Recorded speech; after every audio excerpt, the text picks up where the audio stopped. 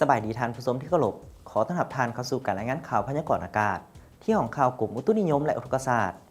กรมอุตุนิยมและอุทกศาสตร์ขอออกแจ้งเตือนฝนตกหนักและน้ำท่วมสูงประจำวันที่2กรกฎาคมเนื่องจากห้องความกดดันอากาศต่ำยังพัดผ่านอยู่ภาคเหนือหาภาคกลางของประเทศลาวสมทบกับลมมรสุมตะวันตกเฉียงใต้ที่มีกำลังแรงพัดปกคลุมซึ่งเฮ็ดให้มีฝนตกในระดับคอยหาปานกลางอยู่ทั่วไปและตกหนักหาตกหนักหลายอยู่บางท้องถิ่นแจ้งเตือนระดับน้ำแม่น้ำสองสถานีวังเวียงแทกได้ 3.88 เมตรระดับน้ำได้ขึ้นสูงไกลเขตเตือนภัยแล้วระดับเตือนภัย 3.50 เมตรระดับน้ำท่วม 4.50 เมตรน้ำสันสถานีเมืองเก่าแทกได้ 7.35 เมตรระดับน้ำได้ขึ้นไกลเขตเตือนภัยแล้วระดับเตือนภัย 7.00 เมตรระดับน้ำท่วม 8.00 เมตร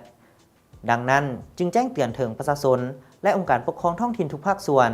ผู้ที่อาศัยอยู่เลียบตามแคมป์แม่น้ำและเขตพื้นที่ต่ำจงมีสติระมัดระวังและเตรียมพร้อมรับมือกับสภาพฝนตกติดต่อกันหลายวันที่จะเฮ็ดให้เกิดมีน้ำท่วมสูงน้ำท่วมยึงและดินเจือนที่จะส่งผลเสียหายแก่ชีวิตและทรัพย์สินอันมีค่า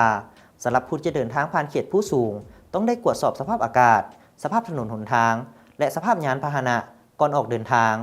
พร้อมนี้ให้ติดตามข่าวพยากรณ์อากาศจากกรมอุตุนิยมและอุทกศาสตร์อย่างเป็นประจำต่อไปเรามาติดตามสภาพอากาศในแต่ละภาคไปน้ำกันเลย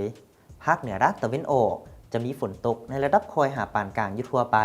และตกหนักหาตกหนักหลายอยู่บางท้องถิ่นเพราะมีลมพัดแรงเป็นบางโอกาสเนื้อที่การปกคลุมของฝนกับ80ส่วนห้อยอุณหภูมิไม่ระหว่าง15-27องศา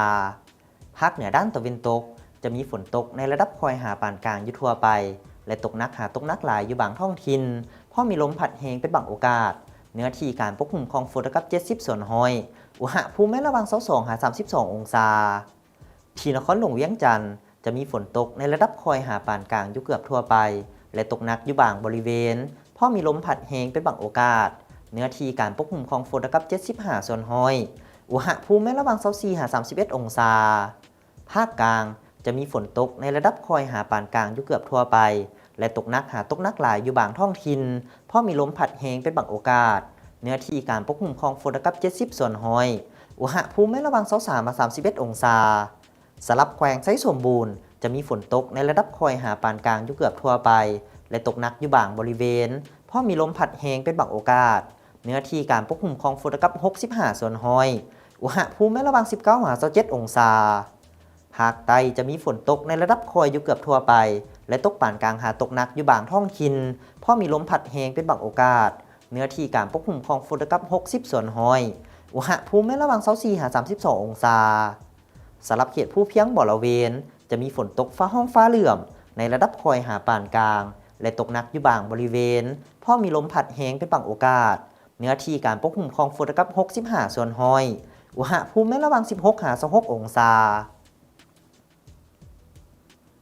ท่านผู้ชมที่เคารพมาฮอดนี้การรายงานข่าวพยากรณ์อากาศที่ห้องข่าวกรมอุตุนิยมและอุทกศาสตร์ก็ได้หมดเวลาลงแล้วท่านสามารถติดตามข่าวเพิ่มเติมได้ทาง Facebook หรือ YouTube ที่ขึ้นตามหน้าจอนี้